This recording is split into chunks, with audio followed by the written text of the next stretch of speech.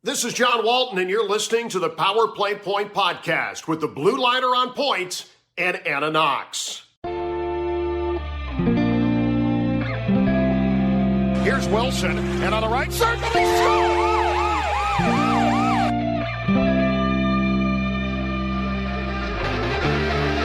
Rebound loose, wild scramble in front, score! Ovechkin with a buzzer beater! It'll count! And the hat trick tonight, number 21,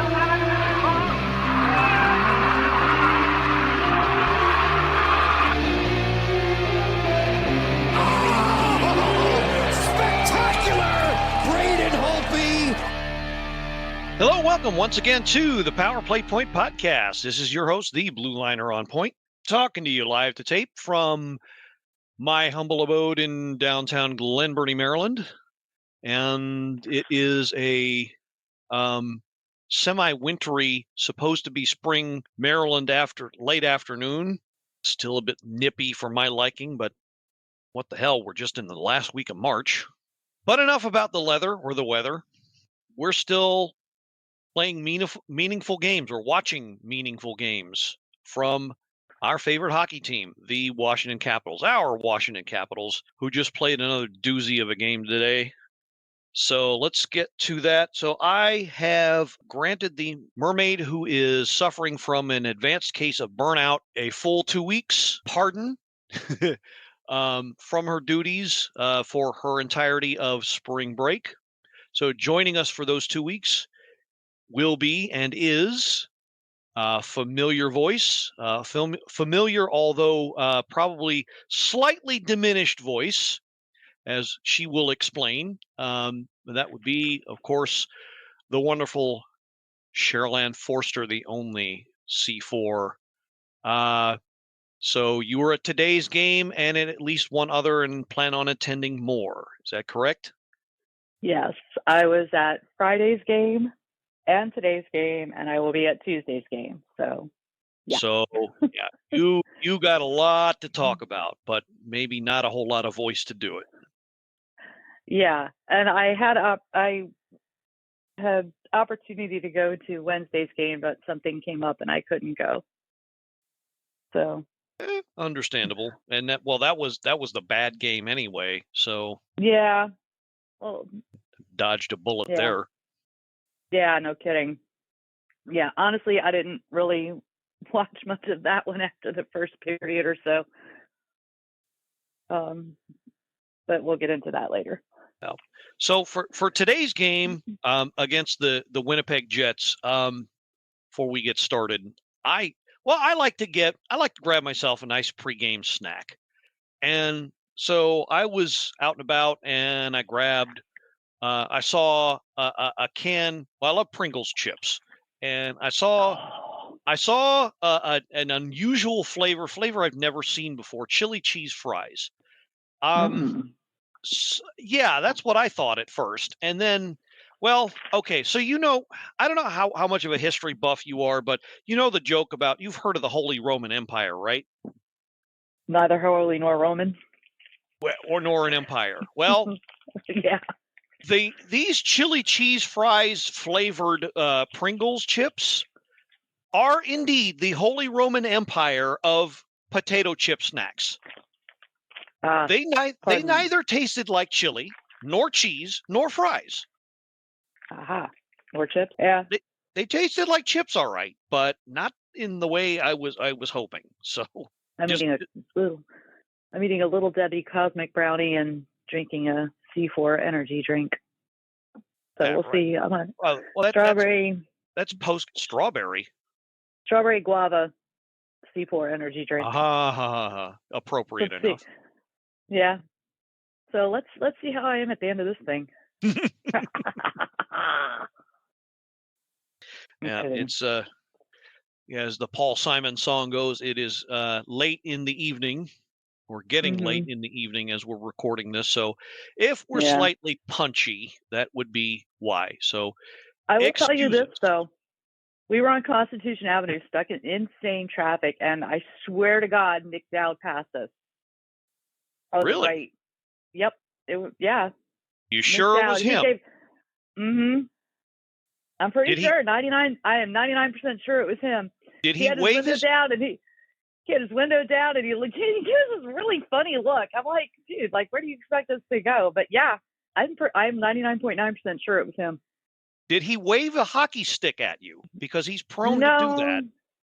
No, he didn't do that. He just gave us a really hard look. It's like, look, we can't go anywhere, dude. Well, he's prone to do that too. But yeah, sometimes, samurai nicked out, as I like to call him. But guilty. Yeah, it was a Chevy pickup with Virginia tags, and I'm pretty sure I saw him get into that exact same car when I was at practice the one time. Very interesting. So I'm pretty sure it was him. I mean, I even pulled up the picture and said, Libby, that was him, right? And she's like, yeah, absolutely was him. So. No. For context, I have the replay of today's game in the background. And we'll get to it, but I have no idea how the hell the Caps didn't lose this game. Because I'm looking at it, there's 35 seconds left in the second period on the version that I'm watching, and they're being outshot 21-10. Yeah. How the hell did they not lose this game? We got outshot 11-3 in the second period. Yeah. Yeah, that second period was garbage, but we'll talk about that. All Winnipeg. Yeah. Because our defense was playing.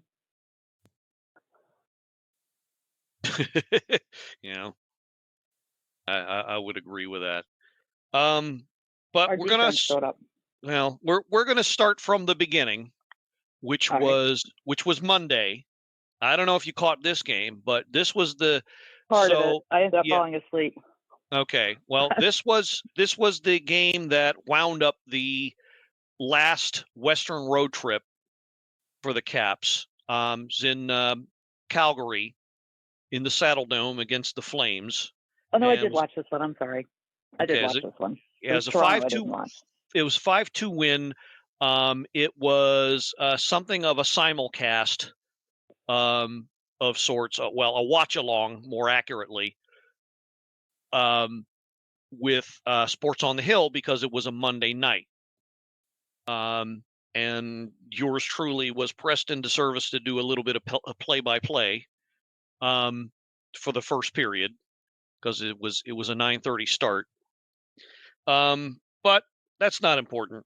What is important is that the Caps won, and for the most part played a pretty good game on this one. So let us jump to the app, and the NHL app, and see if it's willing to cooperate with us. So you'll hit the hit the NHL Shield latest, go to schedule if you've got the Caps locked in, go to the game, tap on the game, March 18th, go to Game Center, and there we are. Okay, so Caps 5-2 final, over the CGY. All right, so let's go over the scoring summary. First period, Dylan Strome, his 23rd, Rasmus Sandin and Nick Jensen on the assists on that one.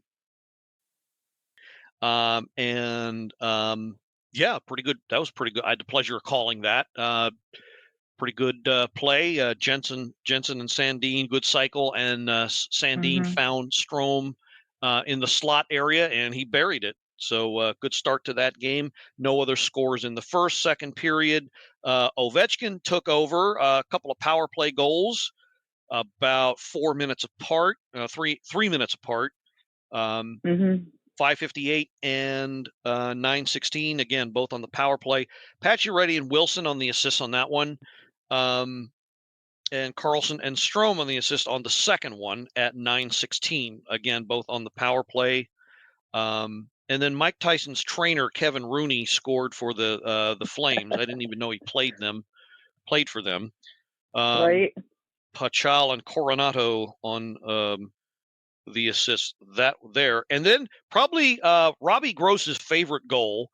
I'm going to call up the replay on this one, but this one, Robbie, if you're listening and you don't know, is a huge college basketball fan. Oh, Jesus. Sorry about that. I'm sure we didn't play Edmonton, so I didn't see Jesus. Yeah. Bad joke. Sorry. Oh, Anyway, no, I heard you. Anyway, That's funny. yeah, but Robbie is Yeah, a big college basketball fan.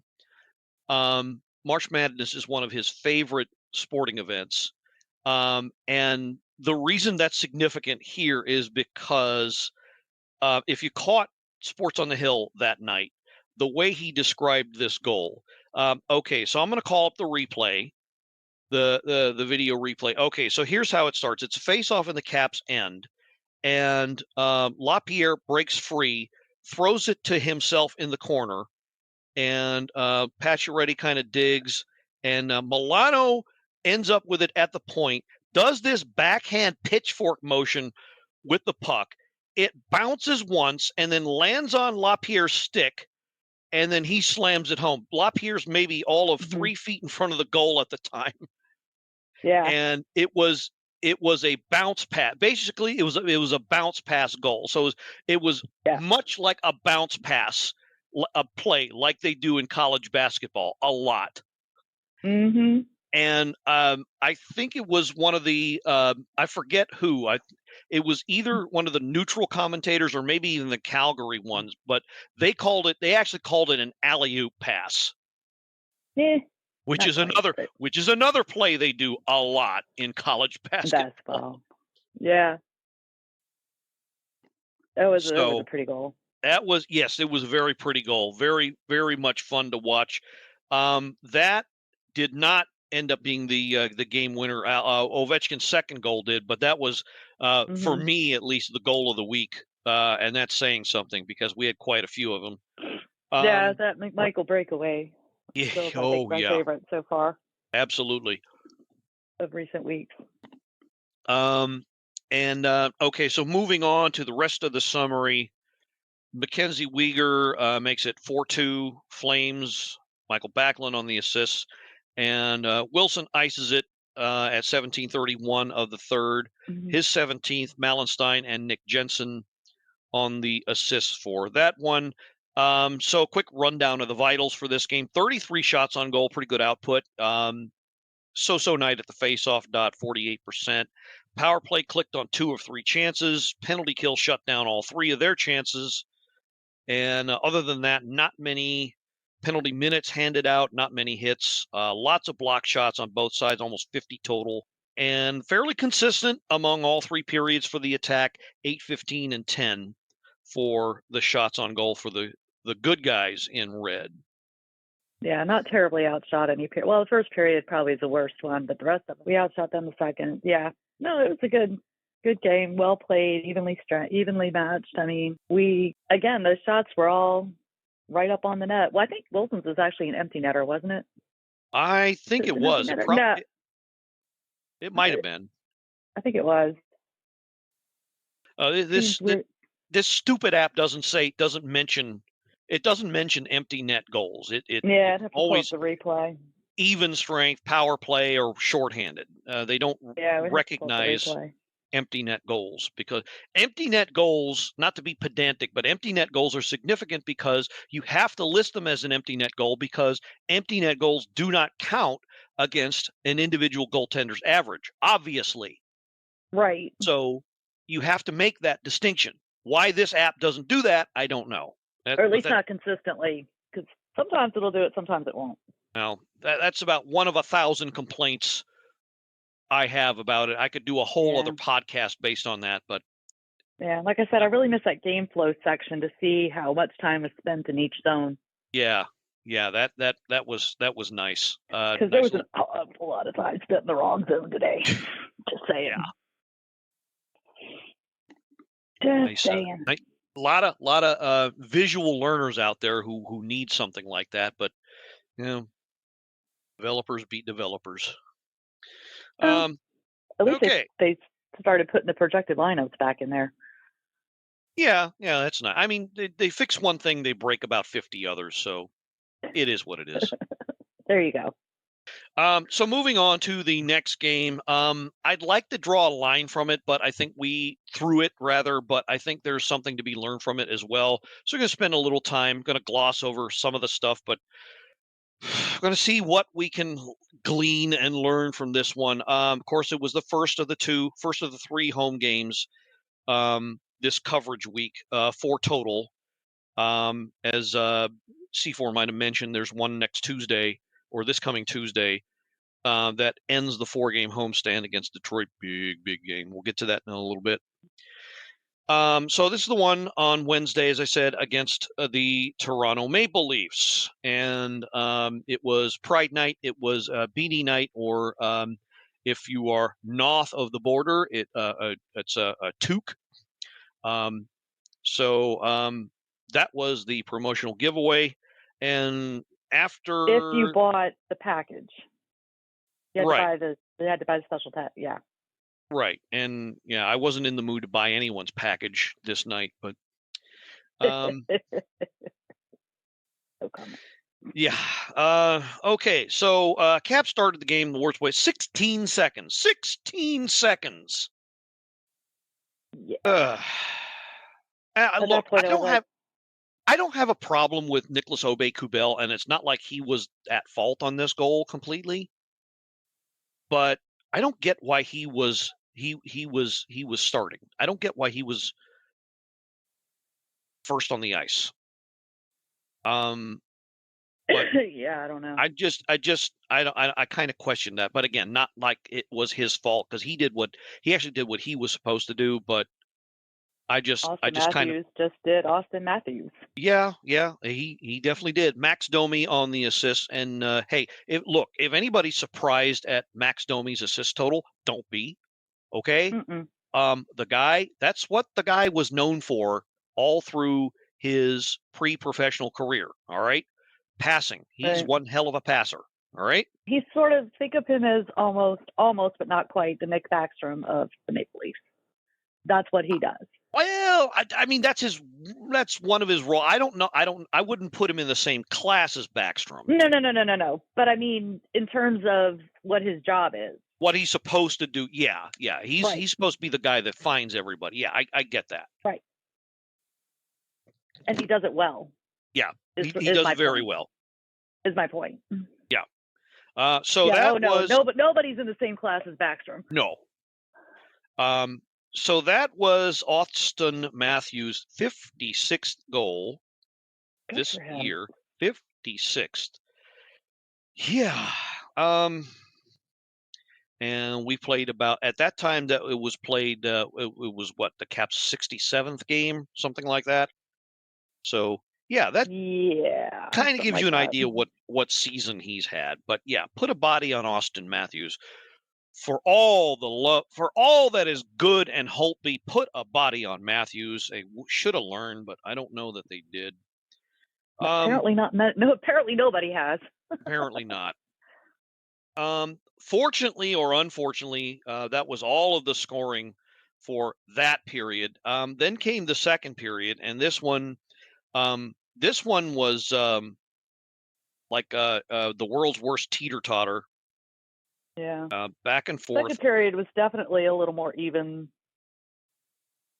Well, even though they outshot us 14-7, in terms of goal scoring and whatever, it seemed a little more evenly matched.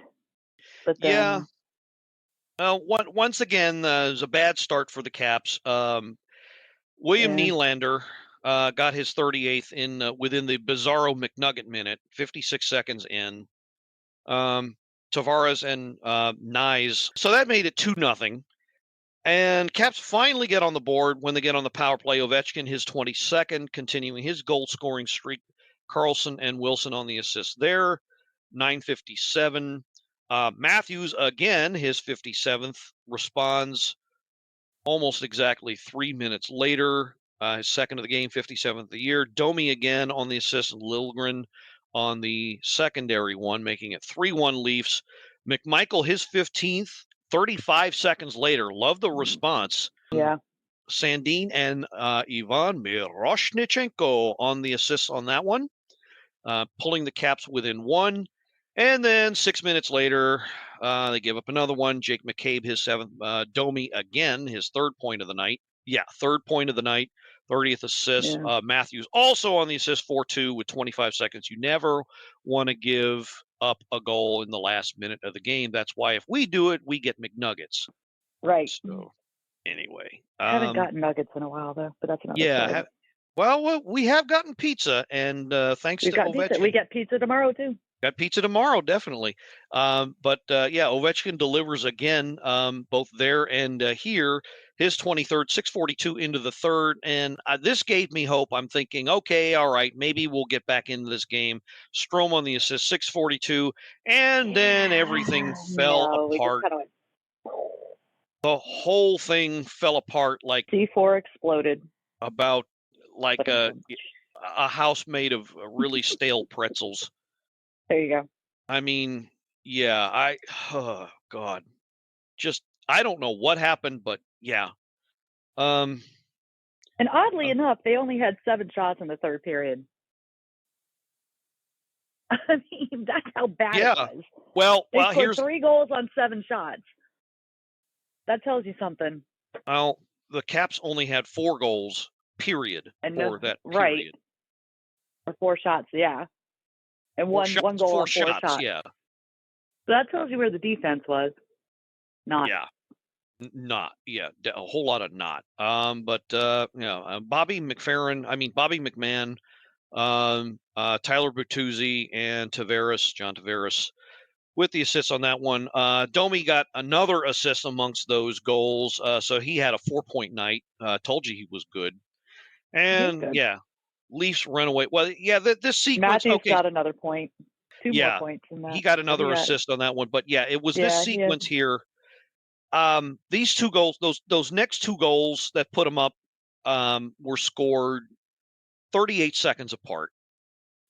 Yeah. And yeah, that did them in. And it was just, I mean, here's what happened. They got too far away from the game plan that they had on paper and executed to a T against both Vancouver and Seattle last week.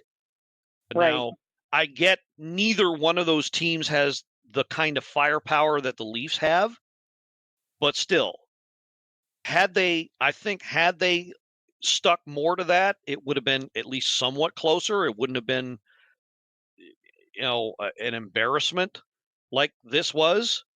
Yeah, this was not good. No, not good. And there was one bright spot. Caps got all of 1 power play and scored on it. But unfortunately, this would, pardon me, this would also be the game where Mr. Tom Wilson committed his infamous penalty, 4-minute minor late in the third. And it was late in the game when the game was lost. Yeah, 12:15 was the time. Yep, double minor. The only clip I've been able to find shows only the hit.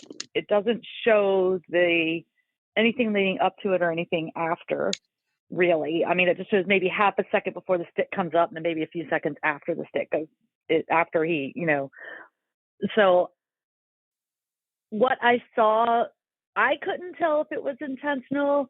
I saw the stick come up. I saw him hit the guy in the face, but I didn't see what led up to it,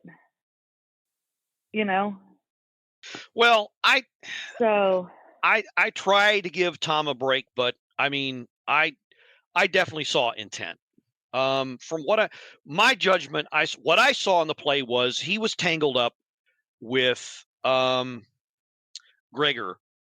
And I don't know if Gregor was holding his stick. I don't think he was holding his stick, but they got tangled up, and I think Tom felt like his stick was being held, or he was just frustrated and, couldn't get free like he wanted to. So he basically reared back and he took a swing, and there's no question. He took a swing, at least from what I saw. And, right. Sorry. Okay, so was the swing? So yeah, okay.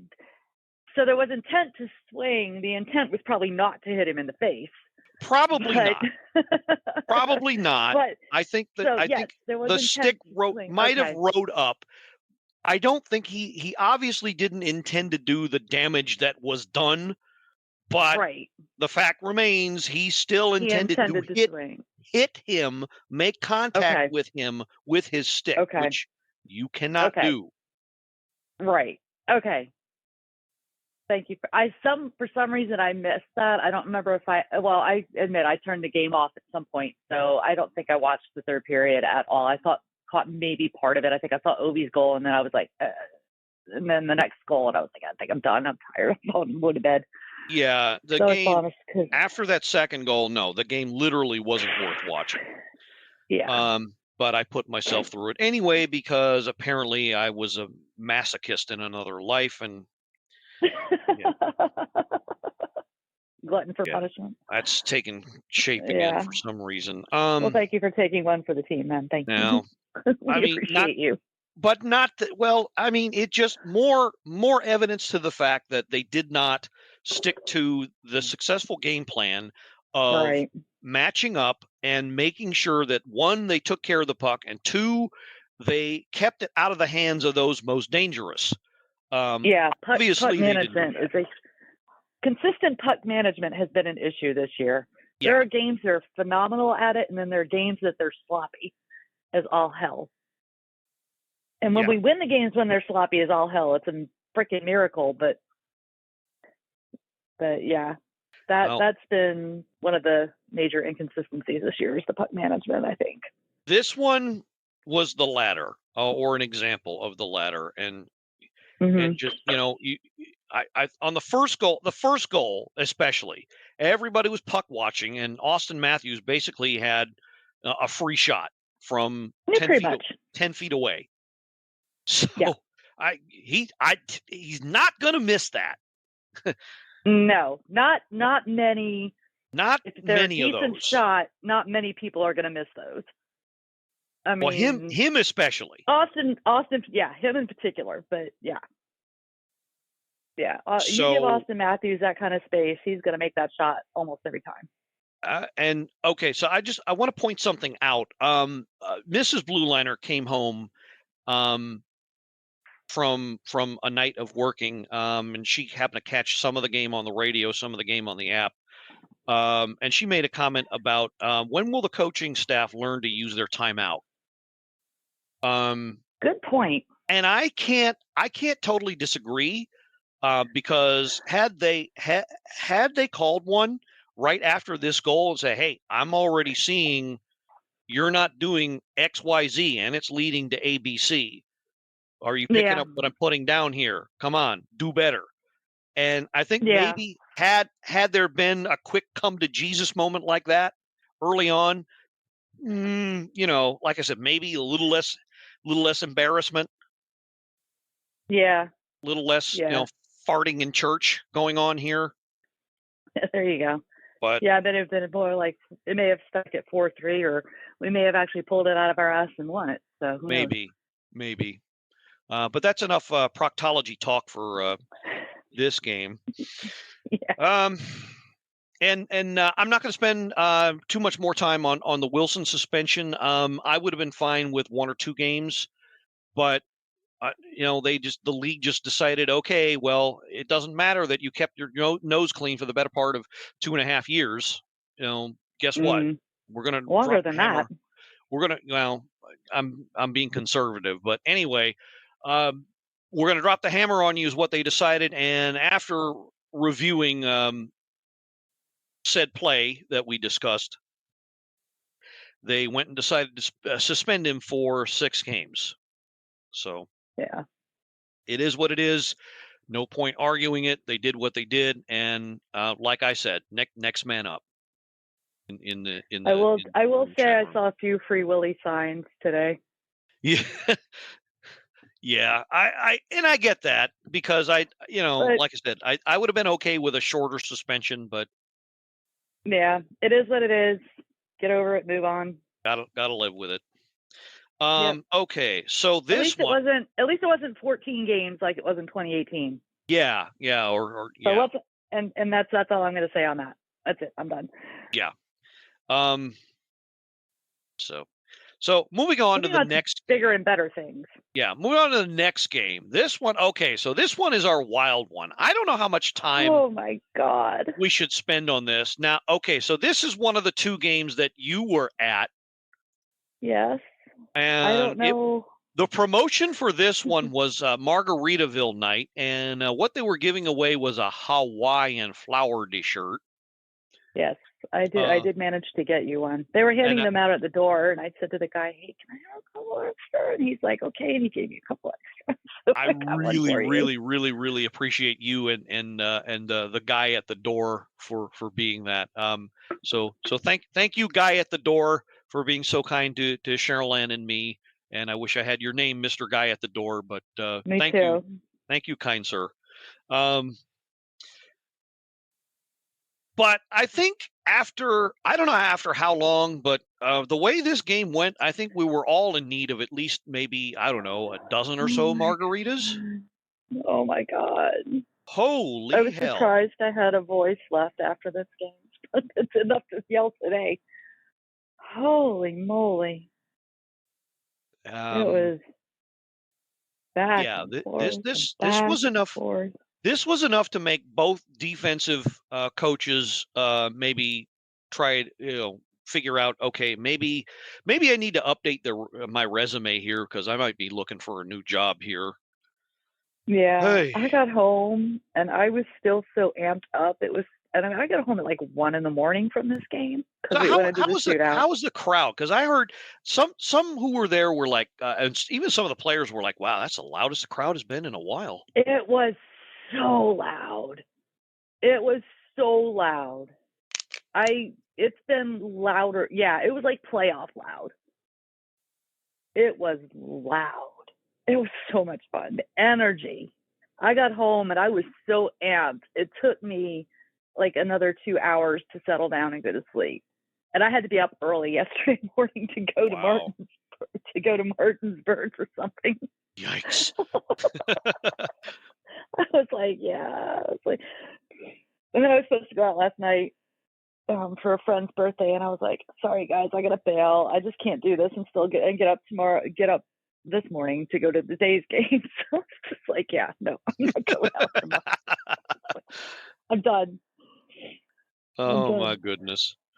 But yeah, it was loud. Even when Carolina scored, I mean, there were enough Carolina. It was funny because Aho got a hat trick as well, and about 3 or 4 hats flew out onto the ice after he scored his third one.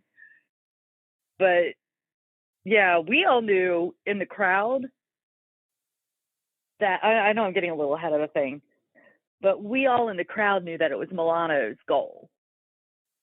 We all knew it was Milano's goal, the third one.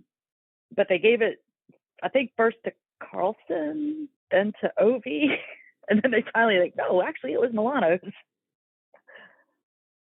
Yeah, I thought that one was Carlson's goal at first, from what I saw. Yeah. But yeah, they actually credited it to Milano. So there's only it was Milano's goal. Carlson never touched it. Well, there's only one way to get through it, and that's through it. So let's go ahead and start at the beginning. Okay. 13 goals scored in a game, man. Let me tell you. God, 13 goals in a game. Yikes. Well, here we are. Don't say we don't ever do anything for you. All 13, starting from the beginning. Here we go. And the nice little play. Of course, this was Kuzi's first game back as a Washington or not a Washington Capital anymore. Right.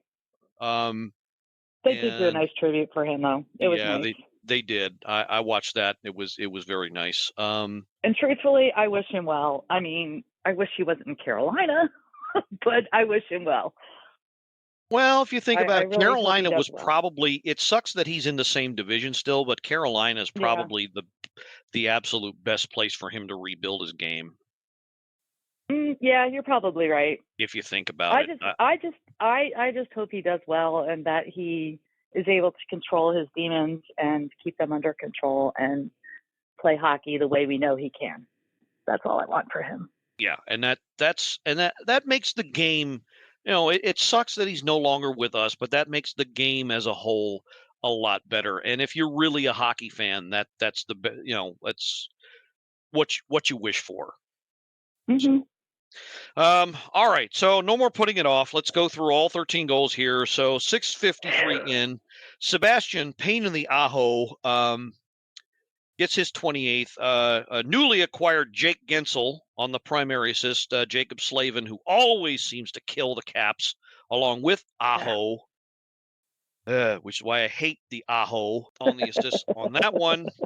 1-0, and then 12:45, Sonny Milano, his 11th, which would turn out to be the first of, as Cheryl Anne just mentioned, 3 goals on the night. Connor McMichael on the secondary, or no, the only assist on this one on the power play. Mm-hmm. Yep. Nice seeing Milano get power play time. He was all over the ice that night. He was all over the ice. Crazy. So 6.5 minutes later, Jacob Slavin, as I just mentioned, his 5th at 19:12. Not the McNugget minute goal we were hoping for. His 5th. Coke and Pepsi. Coke and Yemi. Yes. And Nason on the assist on that one. Making it 2-1, and it's always those back-breaking goals that do you in. I thought, okay, I don't know how.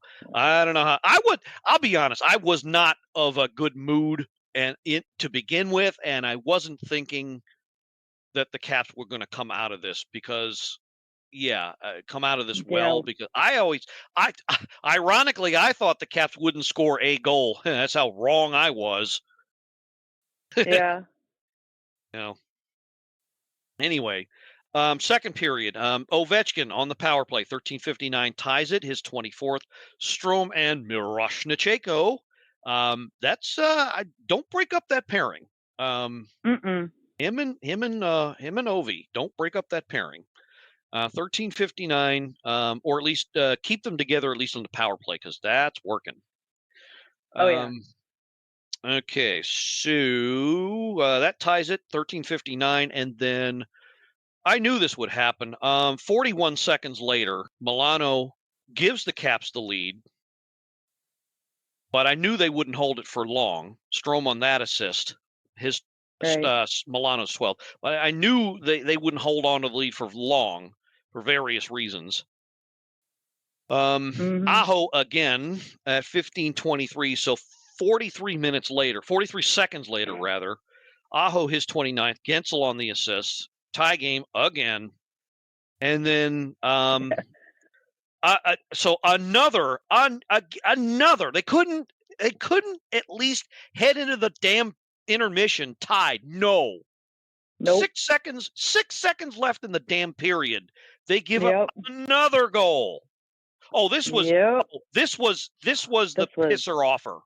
This was okay. So look, those of you who listen regularly and know me, or at least follow my output on Facebook and Twitter and wherever, know that I have been one of Darcy Kemper's defenders, at least when the goal is not completely his fault, because this one is not of that type.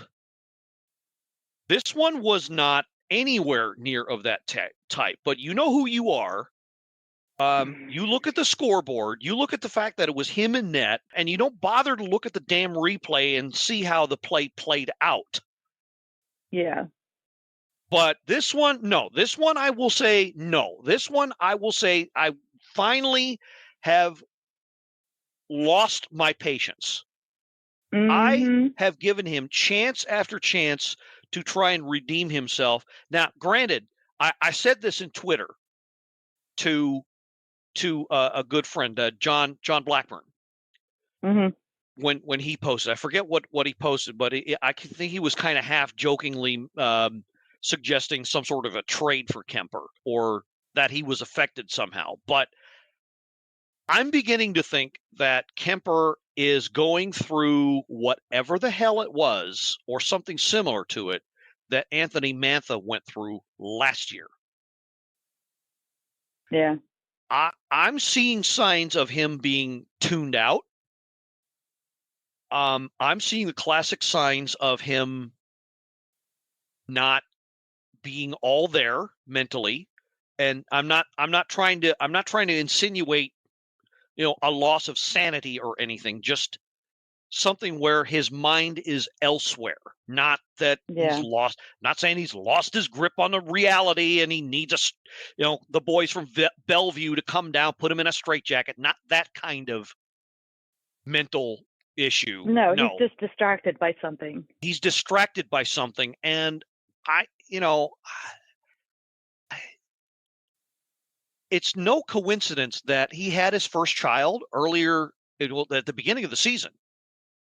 Yeah. And I remember when I had my first and only child, I remember that birth, and not coincidentally, I don't think Darcy's child is, at least not that I've heard, but again, now peek behind the curtain. I have a special needs child. She's on the autism spectrum. So yeah, that all, and we couldn't figure out for the first year or so of her life, and beyond, it took a while. So for some, having your first child can be, if not, it's a dramatic change to your life, and something that some people take a lot of time to get used to, especially if you have a job where you have to spend extended periods of time away from said child. And if I'm not using that as an excuse, I'm not using that as a crutch, but then again, that's a hell of a thing to happen to somebody. That's a hell of a thing to have on your mind, weigh on your mind. And we may not know. I don't want to speculate, but that is something major. That is a major change to your life. And if you're dealing with something that you would rather be kept private, that weighs on you. It really does. And Kemper is showing, whether it's that or something else, okay? It's obvious. There's definitely a distraction. There's something going on. It's obvious to me and to others that there is something, pardon me, there is something going on. There's something there that is taking away his focus. And if you're a goalie, you have to be focused 100% of the time. You don't have a choice. Right. And it's obvious to me anyway, and a lot of other Caps fans, that he doesn't have his focus. He doesn't have what he needs to be at his best. And I've seen him play a lot better than this. We've all seen him play a lot better than this. Yeah, but he started off okay in the game. He wasn't horrible in the first period, but just by the end of the second period, I don't know, something had just gone haywire. He just was not sharp. He just didn't seem focused. It was just. I don't know what was going on. So here's some more context. So this goal that was scored by Brady Skjei.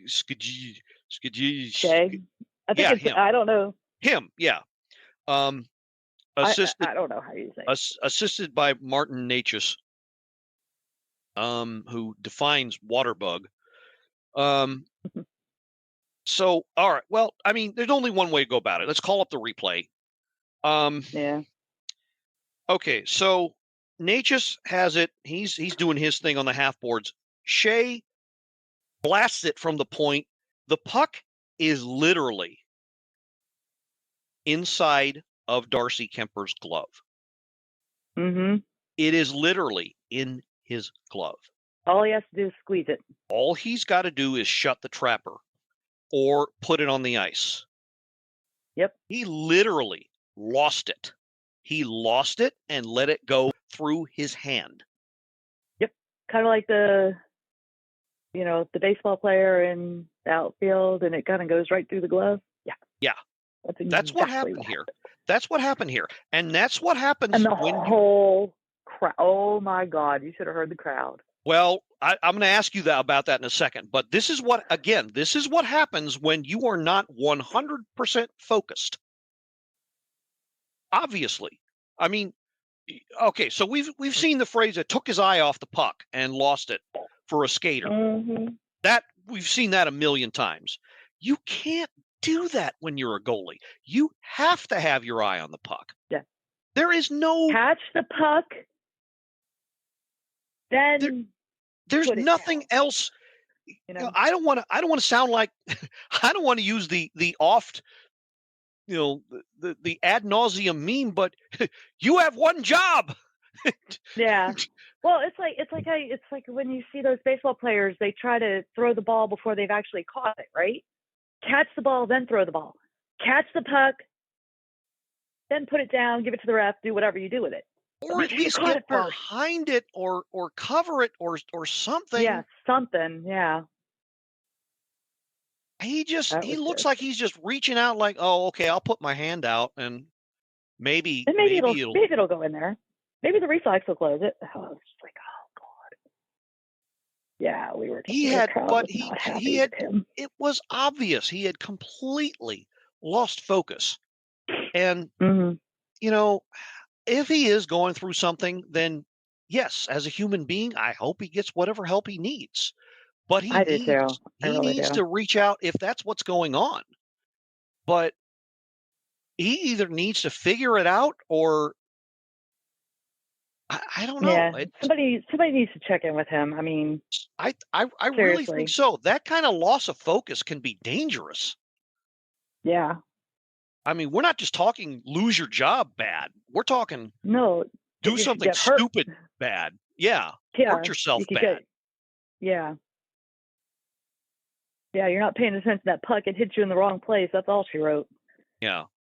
Well, okay. So to get to the bad side of things, what I heard was that he was booed off the ice after the period was over. Is that what happened? Yeah, poor thing. Okay. Yeah, he kind of. I mean, I feel bad for him. I really do. I feel for him. Nobody deserves that. I don't care how bad you're playing. You did not boo your team off the ice. I'm sorry. You just don't do that. It pissed me off that people did that, honestly. Because, I mean, it doesn't matter. Nobody deserves that. In my opinion, nobody deserves that. Well, play devil's advocate, I can get why that. I mean, it was a really tense back and forth game. You're in the moment. I get it. I get that, and I understand that, and I understand where they were coming from. I don't agree with it. I mean, personally, I just felt bad for him that he was just having such a rotten game. It's like, so, but I mean, people at that point were like, all the group around, well, where I was sitting, it wasn't so bad. Most of us up here had the same attitude I did. Oh my God, he's just really struggling tonight. He's having a hard time, but yeah, I definitely heard boos. Yeah. Okay. So most of us were like, but there were also people saying, yeah, maybe, and then we were thinking, well, maybe they'll put Lindgren in for the third period, blah, blah, blah. And that's what happened. Lindgren came in. But where I was sitting, for the most part, it was, oh my God, he's just really having a bad game. What's going on? They weren't really getting, they were frustrated because we were, it was so back and forth. But yeah, I didn't hear any booing from where I was sitting, but I did hear booing around the arena. So yeah, which again, okay. I get why they were doing it. I understand their frustration, but I just simply don't agree with that. I just wanted to wanted to confirm from somebody who was actually there that's what happened. Because the thing is, he knows he's having a bad game. He doesn't need to have it tossed in his face by you booing at him. I'm sorry. This is the one. You get me on my soapbox about this. He knows he's having a bad game. Okay, you don't need to throw it in his face by booing at him. Sorry, I don't. I get the emotion. I get that you're frustrated, but I don't care. It's one thing to boo the refs. I do it in jest, but if someone's having a bad game, they already know they're having a bad game. they don't need it thrown in their face. I'm sorry. Yeah. And I will get off my soapbox now, but yeah. But I did definitely hear boos. It was not pretty. It was not good. Yeah, I figured. So Coach Carberry made the fateful decision to pull him and replace him in the last 20 minutes with Charlie Lindgren. And if you thought the first 40 minutes that I described was insane, then hold on to whatever you're holding on to, you on the other side of the I'm earbuds, telling you, people, what have you. strap yourselves in. Because it was one thing to watch it. I bet it was another thing entirely if you were there. But this game wore a lot of people out just watching it. So this game, I'm getting brain just talking about it again. This game, not unlike this podcast, builds up with intensity and excitement. God. So here we go in the third period. A total of 6 goals scored. No, 5 goals scored. 5 actual goals scored. That count. Okay. And all right. So 3:45. Caps get a power play. John Carlson gets his 6th. Nice little shot. LaPierre and Ovechkin the assist on that one. That was a pretty one. And then this is the confused goal where. Yeah. Pardon me. The next one. Caps take the lead. And again, I knew they weren't going to hold on to it for very long, but they eventually credit it to Milano. It was Milano's goal. Who touched it? Sandin and Strome. Yeah, Carlson never touched it. He just happened to be in front of the net, but he never touched it. Well, let's go ahead and they showed the replay a couple of times at the arena, and he never touched it. All right, so Sandin over to Milano. But it happened so fast. Okay, so the reason for the confusion was that after Milano shot it, there was kind of a delay. Mm-hmm. And the goalie, I don't know what he was doing, but I don't know if he had it or if he lost it or what happened. But so Milano shoots through a screen and okay. So I see what happens now. Okay. So it actually went off of a Hurricanes player. Right.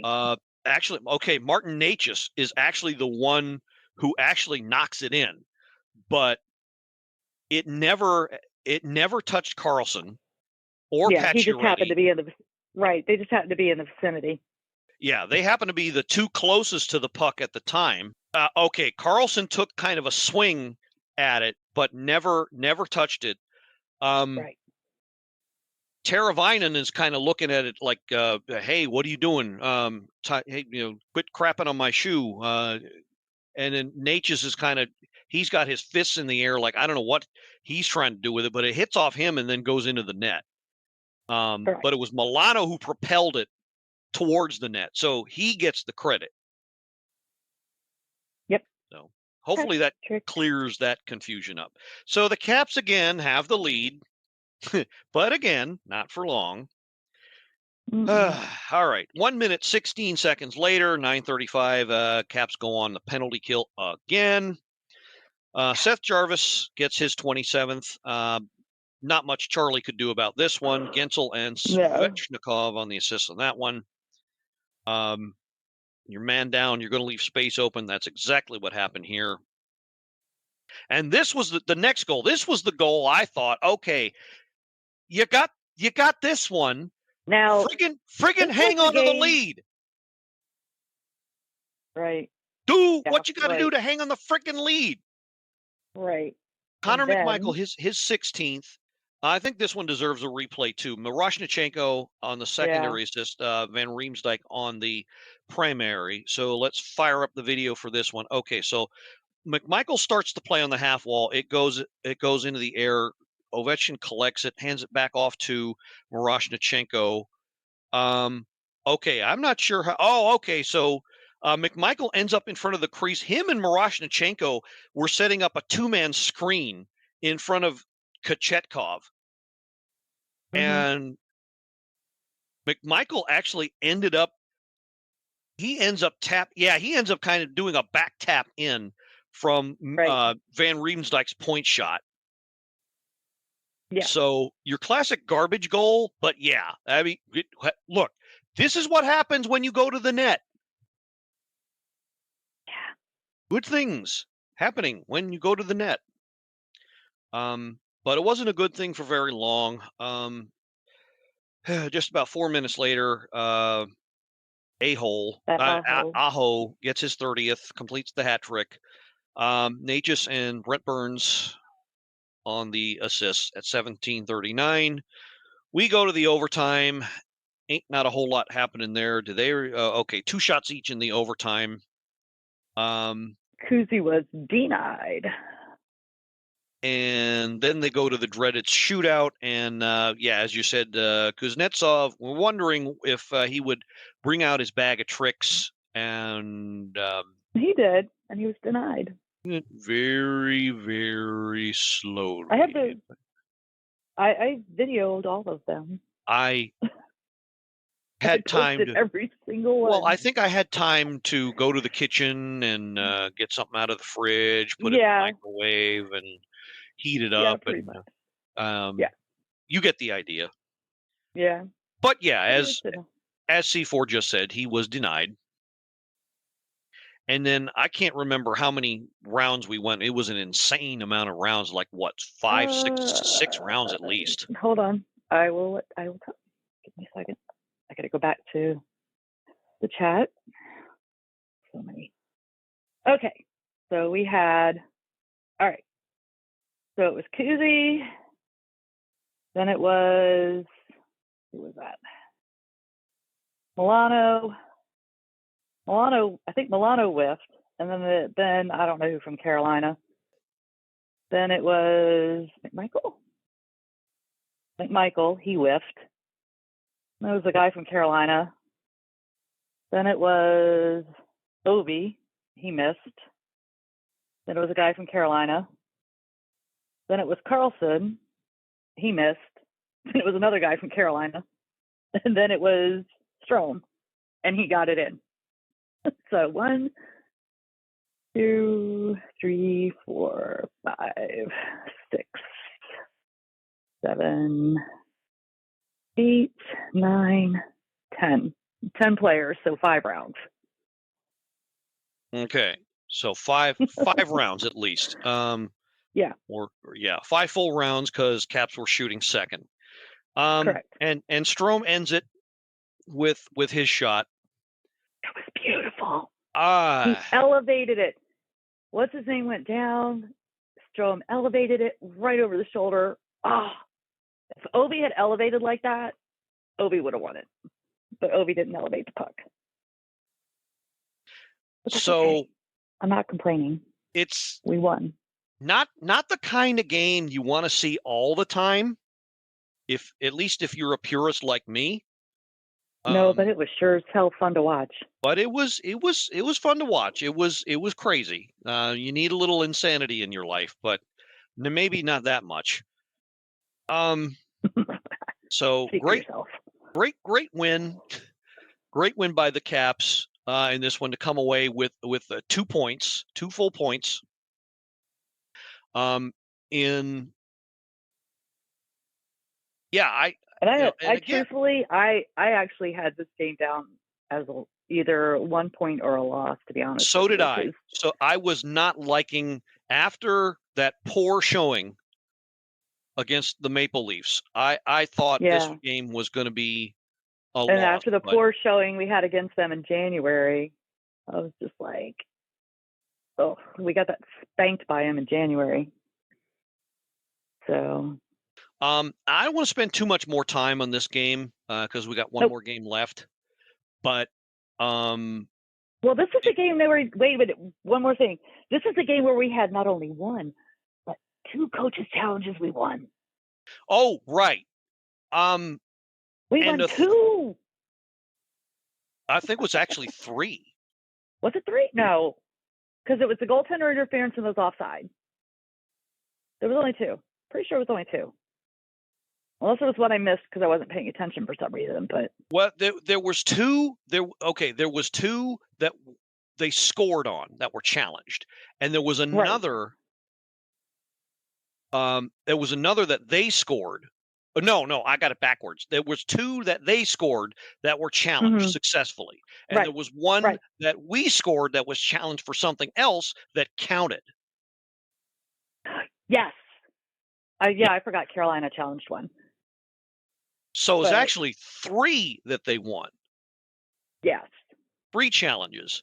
That was crazy. Yeah. I was like, they're making up for all the ones that they denied us. Well, they're making for all the 7 or 8 ones that they denied us earlier in the year, and for the Wilson thing. But something else happened in this game that, okay, this is what I hate about social media. Social media can be used for great things, and it can also be used for poor things. Not very long after Wilson did what he did, the keyboard warriors got on Twitter, et cetera, and started campaigning for Wilson to be suspended. Oh my God! And I can't help but think that had something to do with it. Oh, I don't doubt it. As pitiful as that sounds, as pitiful as being an influencer actually is. We don't try to be that here. We try to be, just simply people watching hockey games. But there are people who get on social media and think they're going to bring their fake outrage and try to change the world that way, just because they're pretending to be mad. Oh, look, and they're doing it because, oh, look at me, I have an opinion, my life matters. That's the only reason they're doing it. But so anyway, if you people can do that, then I can do this. I can complain about something that happened in this game, and I did. I took to Twitter and replayed a video of what happened here. I forget when exactly it was, but there was a scrum in front of the net that involved John Carlson and Kochetkov, the Carolina goalie, kicked Carlson. Yes, I remember that. Kicked him, knocked him down. Could have cut him. Yeah. But kicked him.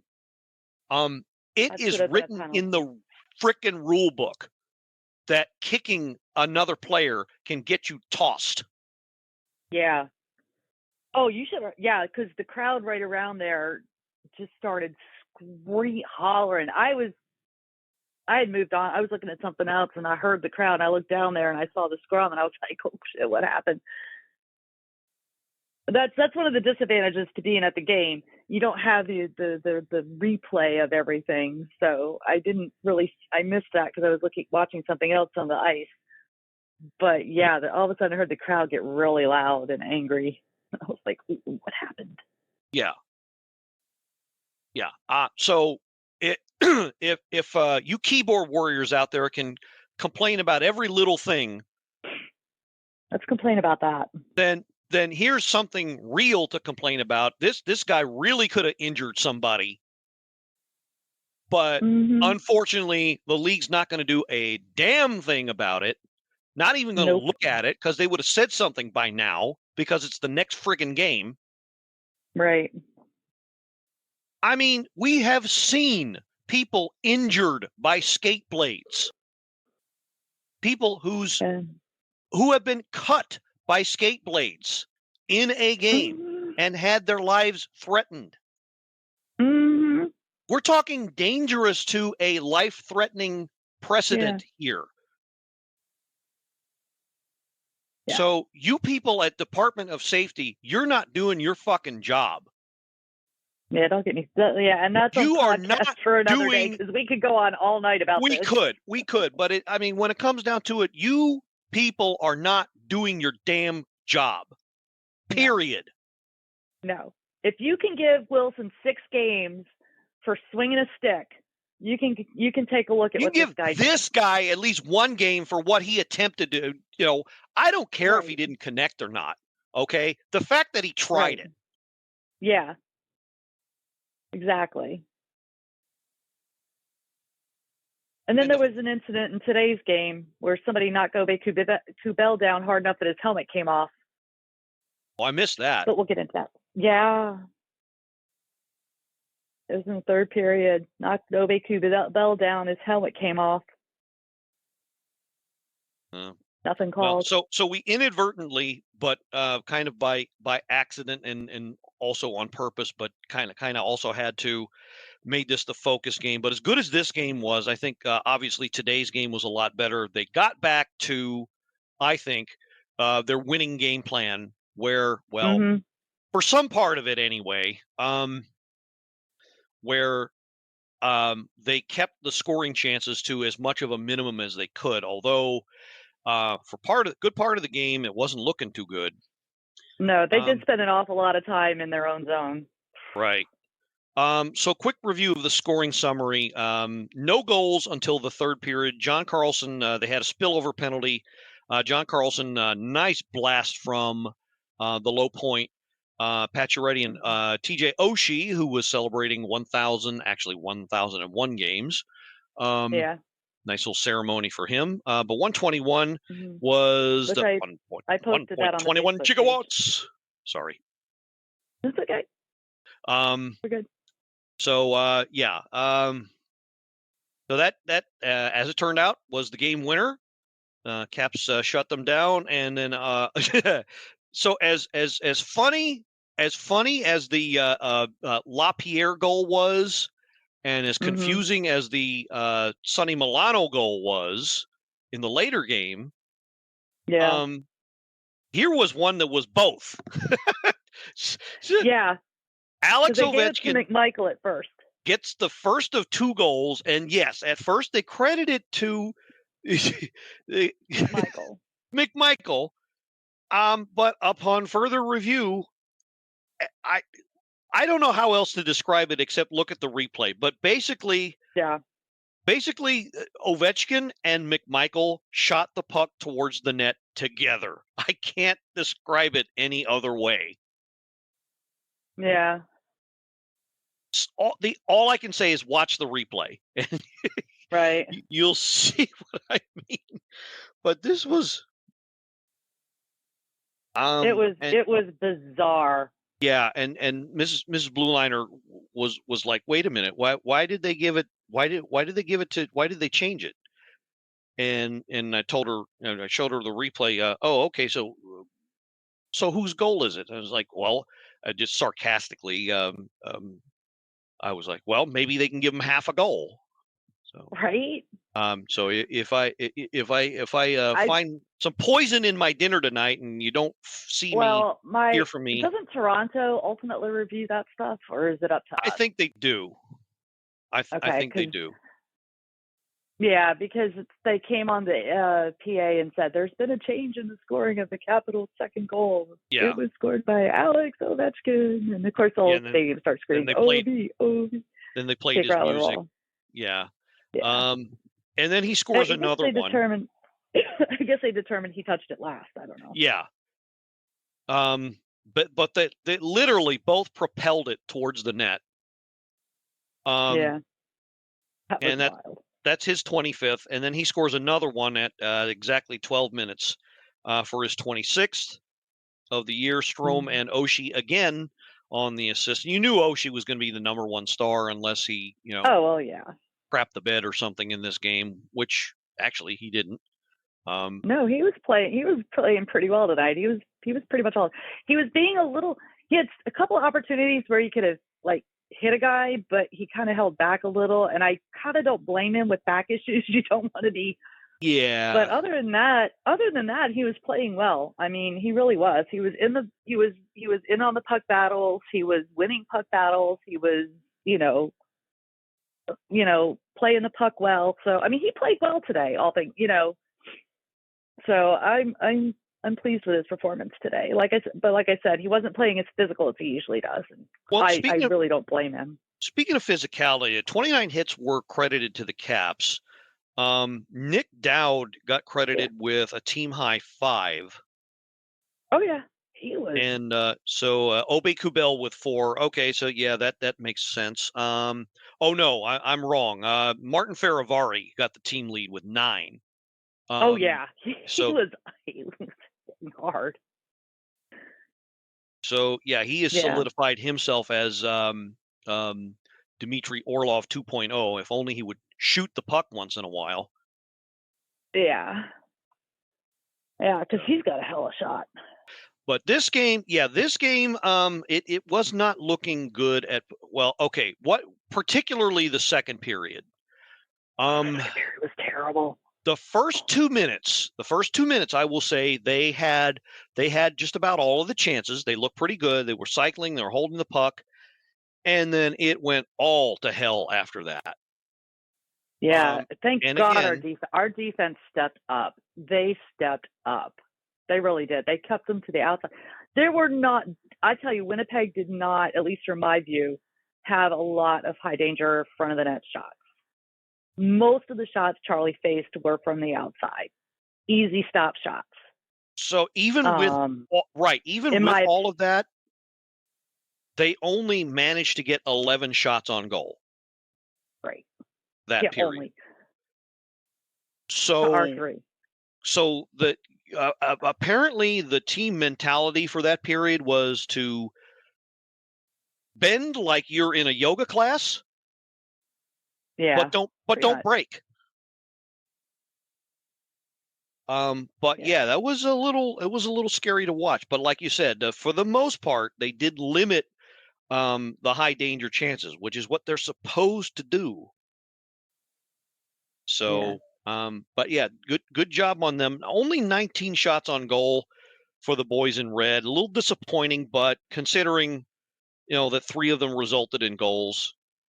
And how fitting that they shut them back out 3-0 after the 3-0 loss 2 weeks ago.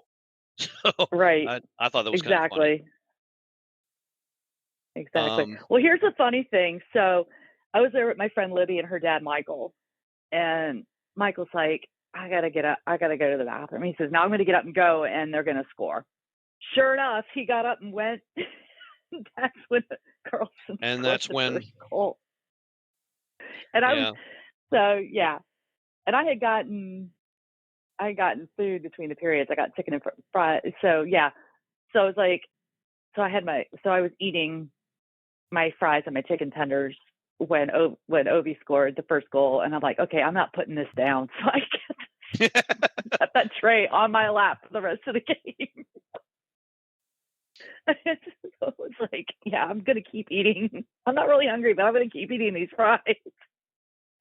So that shows you how superstitious hockey fans are sometimes. Yeah, I get that. I wore my Oshie jersey for the pregame ceremony and promptly took it off after. But I had it close by.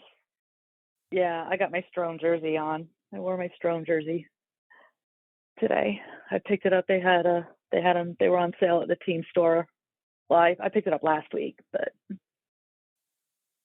So at the end of this game, I usually post a little. Meme after wins to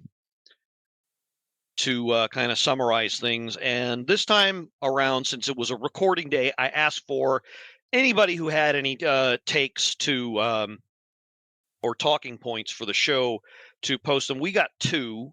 First one was from Wayne Burnett. And I quote, we have a terrible time getting boxed out to corner.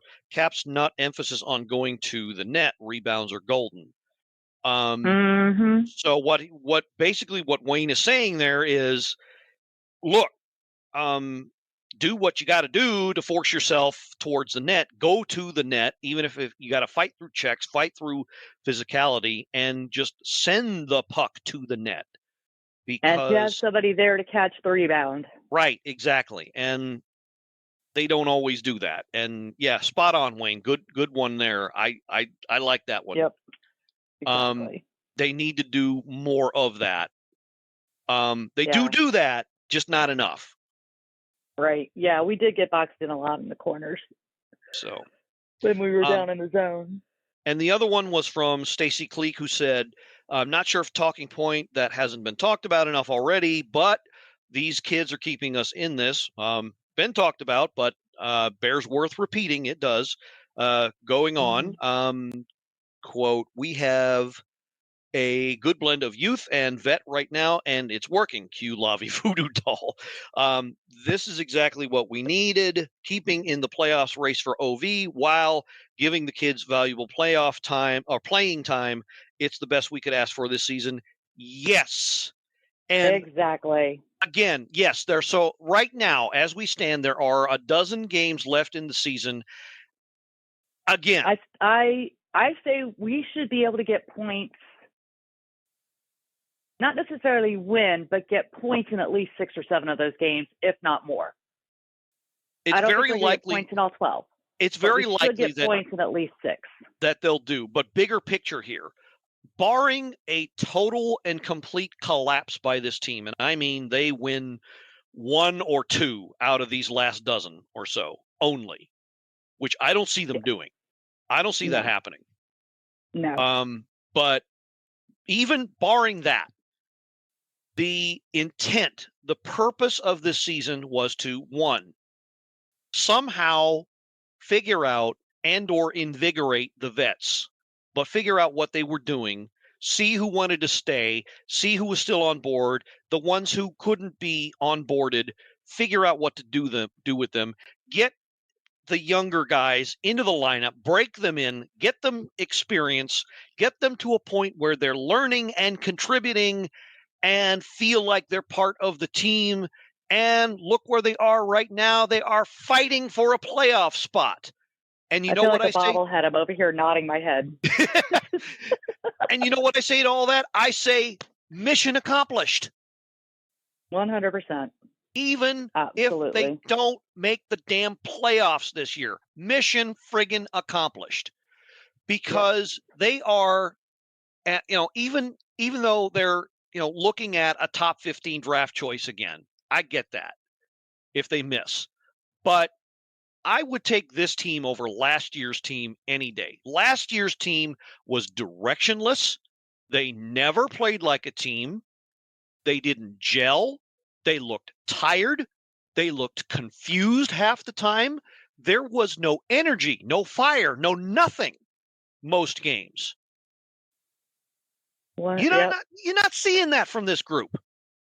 No, I told you guys at the beginning of the season, strap in. This is going to be fun.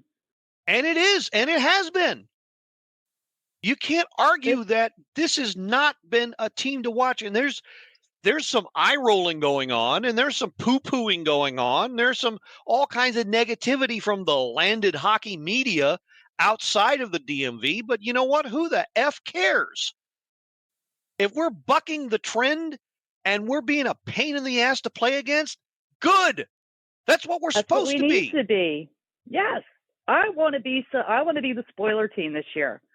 I don't care if we make the playoffs or not. I want to be the spoiler team this year. I want to be the team that screws up somebody else's playoff chances. I want to be the team that screws up Detroit's chance. I want to be the team that attempts to screw Philly's chances. I want to be that team. Whether we make the playoffs or not, that's the team I want to be. And I think that's the team we can be if we keep playing the way we're playing. And that's the team. Go ahead. That's the team I want. That's the team I'm watching right now. The team I'm watching right now is the team that can screw up people's chances. Yeah. Whether we will or not, it's a different story. But we can do it.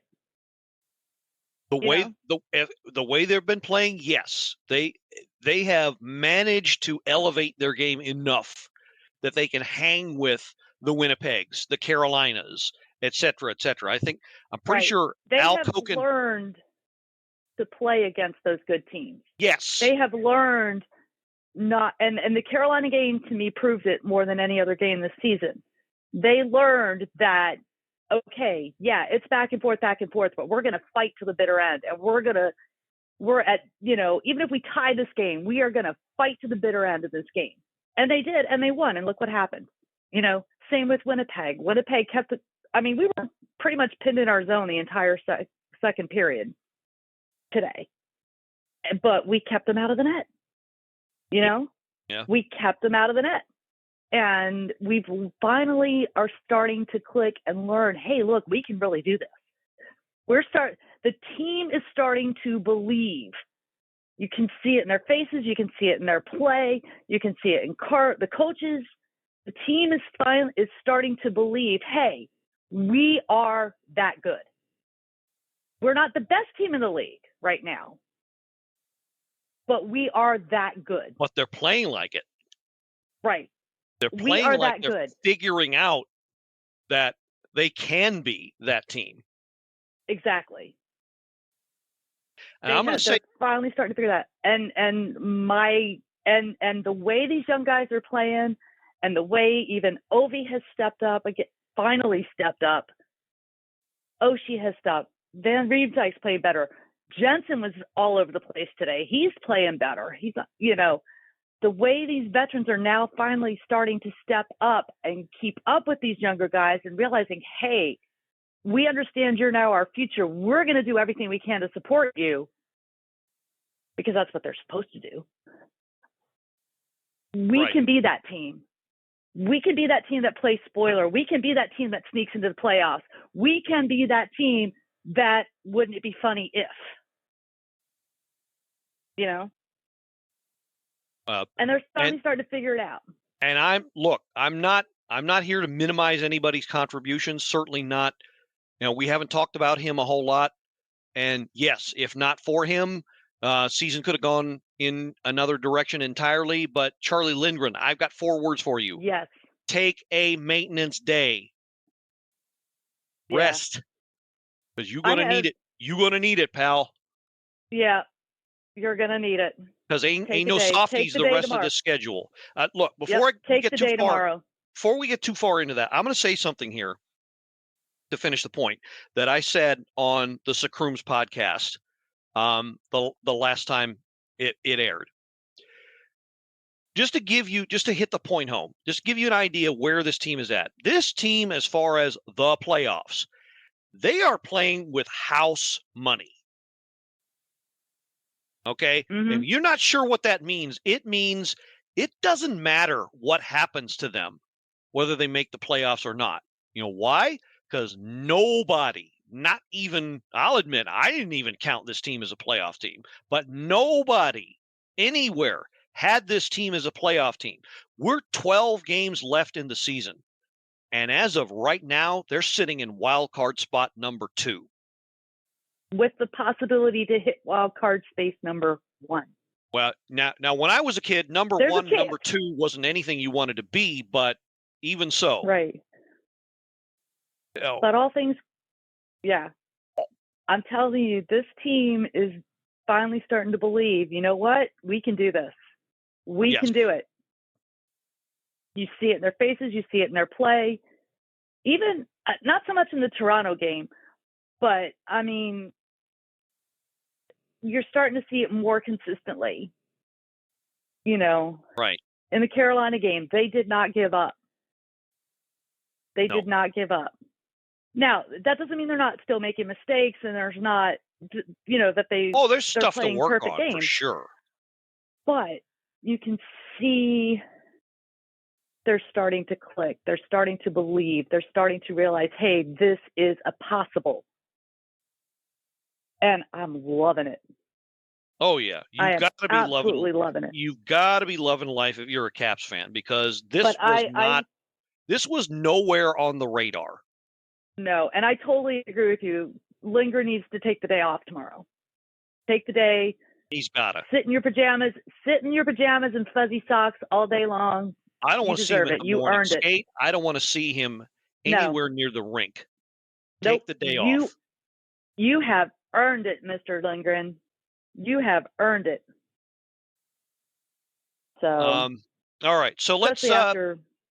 Especially after this game where he shut down all 20 plus shots from 27 shots from a top 5, top 6 NHL team that has dangerous snipers like Kyle Clifford. Oh yeah. So yeah. All right. So let's wrap it up. Let's start to wrap it up here a bit. Gone quite a bit long. Thanks for hanging in. If you've been hanging in with us, you on the other side of the earbuds, the speakers, what have you. Now, unfortunately, for the next week, or at least the next week, there will be no Sports on the Hill podcast aired. Robbie is deciding to take an extended spring break, so I believe it's this coming Monday and most likely next as well. That yes, he I has believe it's the decided, next 2 weeks. He said has decided to take off. So unfortunately, no podcast then either. So you will not be seeing any of us the Monday nights. He is taking a well-deserved family vacation. So we're going to go ahead, and with that in mind, we're going to go ahead and do a preview of coming attractions for the next couple of weeks. So the next game, as C4 mentioned earlier, is coming Tuesday night, 7 o'clock puck drop. It ends the 4-game homestand at Cap One against the Detroit Red Wings. This one is the classic 4-pointer. If ever there was a game they needed to win, it was this one. Put some distance between these guys. This one's going to be a battle, I can tell right now, and they need a good start. This is the game where they cannot start badly. Cannot. Yeah. We cannot do another 8-3 spanking like we did in the first one. Or Holy no giving crap. up, or no losing focus in the first 15 seconds and giving up a goal. Yeah. Yeah, exactly. So if we stick to the game, what are you laughing at, Matt? I'm sorry. The game just the game just ended. I still have Monumental on. This kills me every time. The Bruce Boudreau Hadid commercial. Oh, yeah, I haven't seen that one yet. I'm sorry. No, it's okay. I'll have to look it up on YouTube. I'll find it. It's crazy. That's the carpet cleaning guy, right? It is. Yeah, the carpet cleaning service. I'll look it up on YouTube later. It's on YouTube. Yeah, I'll find it. Sorry. I'm sorry. I didn't. that slays me every time. But if we play like we did the last 2 games, we will be fine. I'm not sure what Detroit has done the last several games. Well, Detroit had one of their best players, Dylan Larkin, missing due to injury. Their last 3 weeks. So they have just come out of an extended losing streak, which is why the Caps were able to catch them. Yeah, let's see, they lost to Pittsburgh on the 17th. They beat the Blue Jacks. It's 4-3. They beat the Islanders 6-3. Yeah. And then Nashville, they lost. They're still kind of wobbly right now. So this is kind of a good time to catch them. But then again, not a team, definitely not a team to take lightly. Yeah. Do not let this be a trap game, guys. In no way this should be a trap game. This is probably one of the biggest games of the season so far. Foot on the gas for 60 plus minutes game is what it ought to be, because they need to put some distance now that they've got that spot. Yep, come out running and keep going. Yeah. So game after that, they go on the road up to Scotiabank Center against the Leafs. 7 o'clock puck drop there on Thursday. And to finish out the week, I don't know how that's going to turn out. And then they come back home for a game against the Boston Bruins. 7 o'clock puck drop back at Cap One. That's another one they're going to have to keep focused, I think. We can beat Boston. We have beaten Boston. I think they can play. They can play with Boston. I think they can keep up with Boston.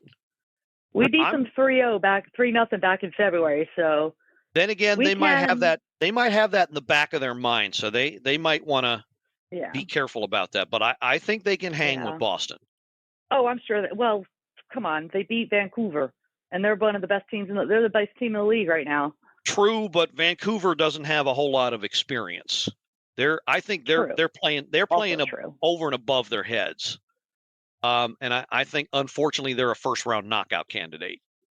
Yeah, you're probably right. But Boston's But Boston is another. Yeah, Boston's one of those teams that we need to again keep the focus on, keep the pressure on, and we'll be fine. So I think Toronto. I know we can beat Toronto. I don't know what happened in that game. I don't know. If it was a matter of literally 2 minutes where they let the game get away from them, and they couldn't come back. because as But you know, but here's the thing: this team is remarkably resilient. yes, So they're going to have that in their mind, and they're going to come out. They're going to want revenge. So yes. I think win or lose, that Toronto game is going to be a much better game than the one. I'm the looking other night. for this one of those games where they might come out on the losing end, but I'm just looking for a good effort. Yeah, that might be a 1-point game. And Detroit real quick, had better be a 2-point game. well, Boston, yeah, Boston's probably going to be more of a toss-up. yeah. Real quick, the week after that, first week of April, they've got Buffalo, Pittsburgh, and Carolina in that order. Those last two games are going to be a back-to-back. Yeah, that's going to be interesting. That's going to be that's going to be a little iffy there. I think Pittsburgh, they're going down the tubes. So I think that could be a throwaway game. Yeah, I can't believe I'm saying that.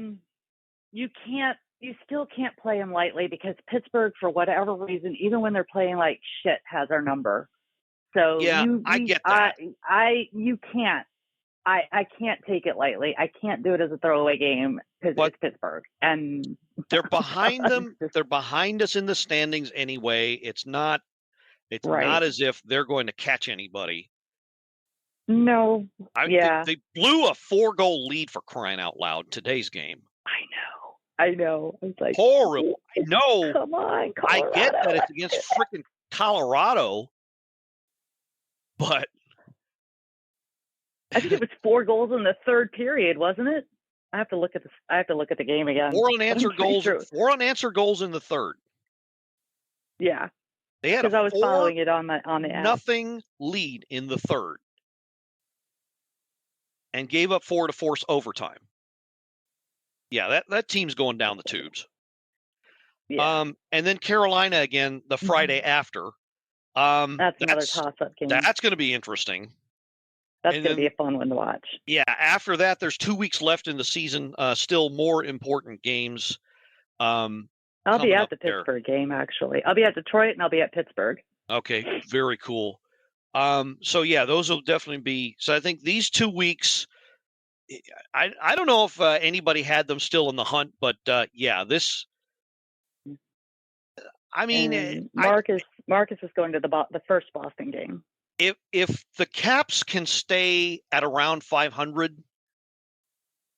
then they'll still be hanging around. Obviously, you want them to do better, but I think they'll still be in the picture as long as they can stay around 500 points percentage wise. So, yeah, I think out of the 12 remaining games, like I said, I think we should get points in at least 6 of them. Potentially, there's actually, Ottawa for sure, Pittsburgh for sure, assuming we don't take either of them lightly. Carolina's going to be the toss. Carolina and Boston are toss-ups. Same as Buffalo. Philadelphia, we should get 2 points. I'm kind of putting Tampa down as a loss, but it's probably going to be close. And that's another one. That's going to be another one. Yeah, that's going to be another one where you want a good effort. Yeah. Yeah. Well, I want good effort in all of them. maybe you eke out a loser point. So either way. Yeah. But we should get points in at least 6 or 7 of them. Yeah, for sure. Okay, so we've gone on the better part of 90 plus minutes here, so I'm sure you got your money's worth, even though you didn't pay a dime for this thing. So we're going to stop it here. And if you did enjoy us, contact myself at either the Facebook page or at GLH Allowed, GLHALLOWED at yahoo.com. It's my personal email. If you are interested in either being part of the show or a donation, which is the best nation there is. And as I said, no Mermaid next week, no Sports on the Hill as well. So, but C4 and I will be back to recap those 3 games that we mentioned, and hopefully we'll be talking maybe just maybe catching the Philadelphia Flyers for the coveted 3 spot in the Metro Division. Who knows? We shall see. The way see. this team is playing, And if they keep it up, and if they keep the possible. belief, it is a possibility. Is it a probability? Probability and possibility are two different things. It's possible. But it is a possibility. It's definitely possible. So for C4, Cheryl Anne Forster, and myself, the Blue Liner on Point, I'm going to wrap it up here for this episode, and going to remind you that, well, I attended a wedding where 2 slices of bread got married. Ceremony itself was amazing until somebody decided to toast the bride and the groom. Chirp, chirp, chirp, chirp, chirp, chirp. That's my poor imitation of a cricket. Only way I'm getting a laugh at that one. I get it. Hallelujah, and let's go Caps. Let's go Caps. This has been another episode of the Power Play Point Podcast. All episodes are available from Apple Podcasts, the Podbean app, blueliner77.podbean.com, and now available from Stitcher. Music by Joe McAllister, voiceover by Jeffrey Conkle.